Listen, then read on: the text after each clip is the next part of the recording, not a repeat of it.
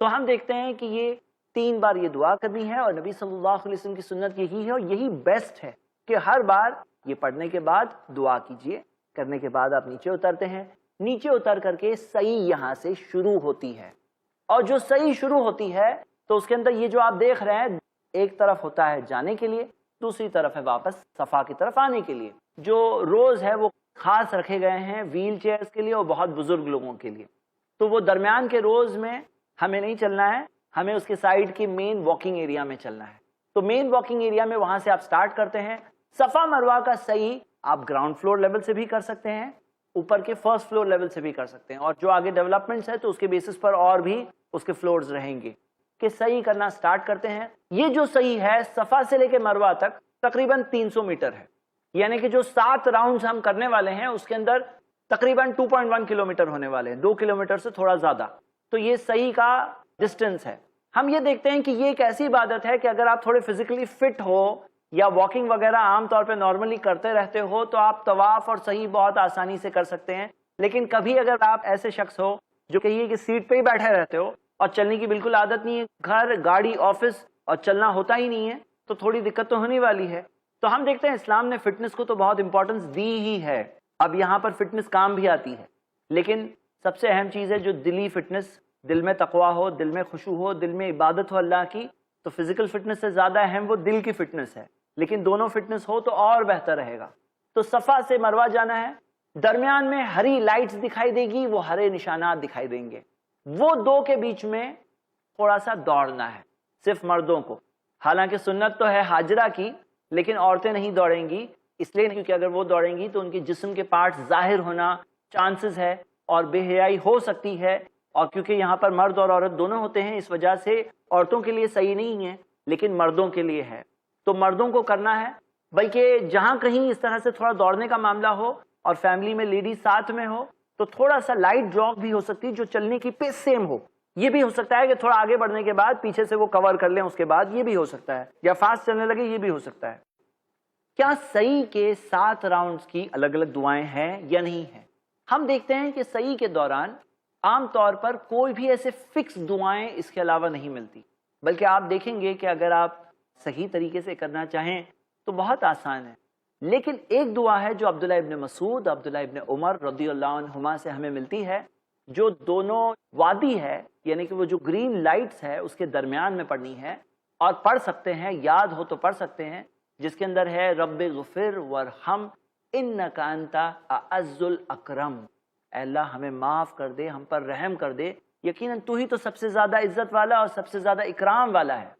تو یہ دعا ثابت ہے، اگر آپ کو یاد ہو آپ پڑھ سکتے ہیں، نہیں یاد ہے تو باقی کیا دعائیں آپ کو یاد ہے، کیا کیا چیزیں یاد ہے، اخلاص کے ساتھ وہ دعائیں ساری اللہ تعالیٰ سے کریں، اور دعا جب کریں تو ضد کے ساتھ کریں، اپنے الفاظ میں بھی کر سکتے ہیں، اور ذکر و اذکار جو آپ کو یاد ہو وہ بھی کر سکتے ہیں، صرف اچھی چیزوں کی دعائیں کریں، غلط چیزوں کی دعائیں نہ کریں، اللہ تعالیٰ کو یاد کریں، اللہ کے احسانوں کو یاد کریں، اور اللہ کے ان احسانوں کو یاد کرتے ہوئے یہ شعائر اللہ، اللہ کی نشانیوں میں سے جو 2 پہاڑ ہے اس کے اندر جو میسج ہے اس پر بھی غور کریں، چلتے چلتے حاجت کی اس تکلیف کو بھی یاد رکھنے کی کوشش کریں، اور ایک ارادہ کریں کہ ہم بھی زندگی میں ہم اللہ پر بھروسے کے ساتھ میں ذریعے بھی اختیار کریں گے، اس کے لیے جد و جہد اور محنت اور کوشش جو کرنا ہے وہ کوشش بھی کرنے کے لیے ہم تیار ہیں زندگی میں، یہ بھی یاد رکھیں۔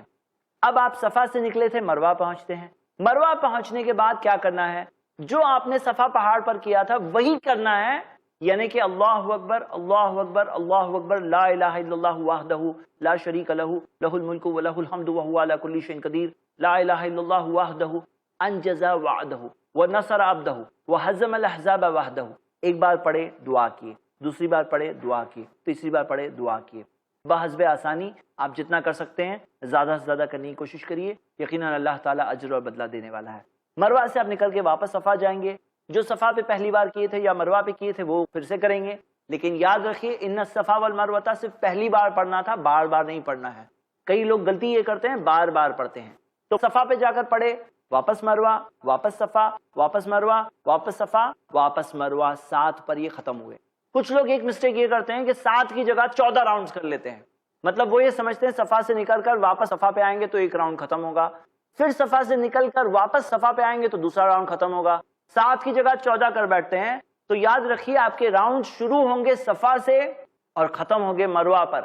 اگر 7 راؤنڈ ختم صفا پر ہو رہے ہیں تو مطلب کیا ہے؟ تو اس کا مطلب یہ ہے یا تو 6 ہوئے ہیں یا تو 8 ہوئے ہیں. تو ڈاؤٹ اگر ہو جائے تو کم گننا ہے. ڈاؤٹ ہو جائے کہیں یہاں پر بھی طواف کے دوران ڈاؤٹ ہو گئے 6 ہوئے یا 7 ہوئے تو کم گن کر جو اس کے بعد ہے اس کو اضافہ کرنا ہے, اسے ایڈ کرنا ہے. کبھی ایسا ہو گیا تو صفا مروہ میں کیا کیا مسٹیکس لوگ کرتے ہیں.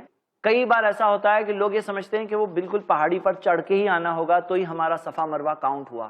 حالانکہ بالکل وہاں ٹاپ تک جانا ہے, دیوار تک پہنچنا ہے, ایسا ضروری نہیں ہے. آپ وہاں پہ اوپر جا چکے ہیں تو اوپر جا کر وہاں سے ٹرن کر سکتے ہیں, کوئی حرج نہیں ہے. وہاں جاتے ہیں تو بھی کوئی حرج نہیں ہے, کرتے ہیں تو بھی کوئی حرج نہیں ہے. یہ جو ان الصفا والمروہ کرتے ہیں تو اس کے اندر اللہ کے رسول محمد صلی اللہ علیہ وسلم کعبہ کی طرف رخ کر کے, کعبہ کو دیکھ کر اللہ کے رسول صلی اللہ علیہ وسلم نے اس طرف سے پڑھا تھا. تو آج ہم دیکھتے ہیں کہ صفا کے اندر تھوڑی سی جگہ ہے جہاں سے کعبہ ابھی بھی دکھتا ہے, لیکن موسٹلی مروہ سے تو دکھتا ہی نہیں ہے. تو کیا کریں گے ہم, یہ دعا کرتے وقت ہم قبلہ رخ ہو جائیں گے.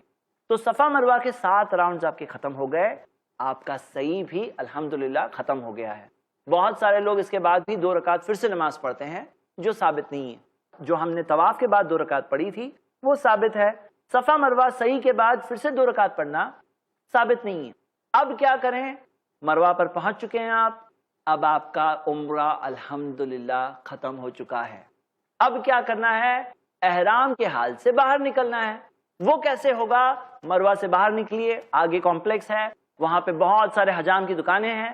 نارملی 10 ریال کا پرائس ہوتا ہے, جس کے اندر آپ اپنے بال شیو کرا سکتے ہیں یا اپنے بالوں کو ٹرم کرا سکتے ہیں.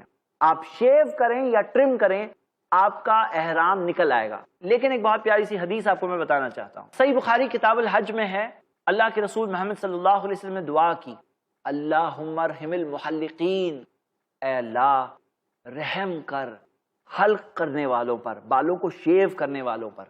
یعنی احرام کے حال سے نکلنے کے لیے جو بالوں کو شیو کرتے ہیں, اللہ کے رسول صلی اللہ علیہ وسلم نے اللہ تعالیٰ سے دعا کی, اے اللہ رحم کر ان لوگوں پر. آخر میں قربانی ہے, اللہ تعالیٰ کے لیے سارے حرام چیزوں کو چھوڑ دینا ہے. یہ اس کا ایک سمبل ہے کہ آپ اللہ کے لیے اپنے بالوں کو جب قربان کر سکتے ہیں تو اللہ کے لیے آپ آگے کی اور قربانیاں دینے کے لیے بھی انشاءاللہ تیار ہیں. تو یہ بال جو آپ نکال رہے ہیں اللہ تعالیٰ کے لیے نکال رہے ہیں. تو اللہ کے رسول محمد صلی اللہ علیہ وسلم نے دعا کی, اے اللہ رحم کر حلق کرنے والوں پر. تو جو لوگوں نے ٹرم کیا تھا, بال چھوٹے کیے تھے, انہوں نے کہا والمقصرین یا رسول اللہ, نبی صلی اللہ علیہ وسلم ٹرم کرنے والوں کے لیے بھی دعا کر دیجئے. تو اللہ کے رسول صلی اللہ علیہ وسلم نے پھر سے دعا کی, اے اللہ رحم کر حلق کرنے والوں پر. تو وہ لوگوں نے کہا والمقصرین یا رسول اللہ, نبی صلی اللہ علیہ وسلم مقصرین کے لیے بھی. تو اللہ کے رسول صلی اللہ علیہ وسلم نے تیسری بار دعا کی, اللہم ارحم المحلقین, اے اللہ رحم کر حلق کرنے والوں پر. تو انہوں نے کہا والمقصرین یا رسول اللہ, نبی صلی اللہ علیہ وسلم نے کہا والمقصرین, اے اللہ مقصرین پر بھی رحم کر. یعنی ساتھ میں چوتھی بار میں ایک تھوڑا ہلکے انداز سے نبی صلی اللہ علیہ وسلم نے ان کے لیے کیا. تو اگر آپ کو وہ زیادہ دعا چاہیے, 3 بار والی دعا چاہیے تو شیو کریے, اور اگر کم والی دعا چلے گی تو قصر کر کے بھی آپ کا احرام نکل جائے گا انشاءاللہ, کوئی حرج نہیں ہے. تو قصر بھی کر سکتے ہیں, یعنی ٹرم بھی کر سکتے ہیں, چھوٹے بھی کر سکتے ہیں بال, اس سے بھی آپ کا احرام نکل جائے گا, اور آپ شیو بھی کر سکتے ہیں. عورتوں کو کیا کرنا ہے, عورتوں کے لیے اتنی بڑی قربانی نہیں مانگی گئی کہ وہ اپنے بالوں کو, ان کی جو زینت ہوتی ہے, ان کی جو خوبصورتی ہوتی ہے, اسے شیو کر لیں اور وہ تکلیف کو برداشت کریں. اتنی بڑی قربانی ان سے نہیں مانگی گئی ہے. انہیں یہ کہا گیا ہے کہ ان کے بال میں سے بس وہ 1 انگلی کا جو جوائنٹ ہوتا ہے نا, اتنا تقریباً 1 انچ کے قریب, اتنا وہ کینچی سے ٹرم کر دیں. بس اتنا ٹرم کر لیں, ان کا احرام ختم ہو جائے گا. وہ کینچی جو آپ نے پیکنگ میں ڈالے تھے وہ وہاں کام آنے والی. تو یہاں پر آپ کا احرام ختم ہوا. اب احرام کی ساری پابندیاں ختم ہو گئی الحمدللہ. اگلی بار آپ حج کے دنوں میں پھر سے احرام پہننے والے ہو, یعنی کہ 8 ذی الحجہ کو. حقیقت میں 8 ذی الحجہ کا بھی ایک مسئلہ ہے, وہ ہم بعد میں دیکھیں گے انشاءاللہ. ابھی آپ فارغ ہو چکے ہیں الحمدللہ, آپ کا عمرہ مکمل ہو گیا ہے. اللہ تعالیٰ سے دعا کریں کہ اللہ تعالیٰ آپ کے اس عمرے کو قبول کریں. اور وہ چیز ہم آج بیٹھ کر تو ارادہ کر رہے ہیں, لیکن ایک جیسے سفر سے ہم ایک طرح سے سوچ کر کے گزرنے کی کوشش کر رہے ہیں کہ کیا کیا کرنا ہوگا. تو آپ دعا کریں اللہ تعالیٰ سے کہ اللہ تعالیٰ ایک ایسا عمرہ کرنے کی توفیق دے جس سے اللہ تعالیٰ قبول کر لے.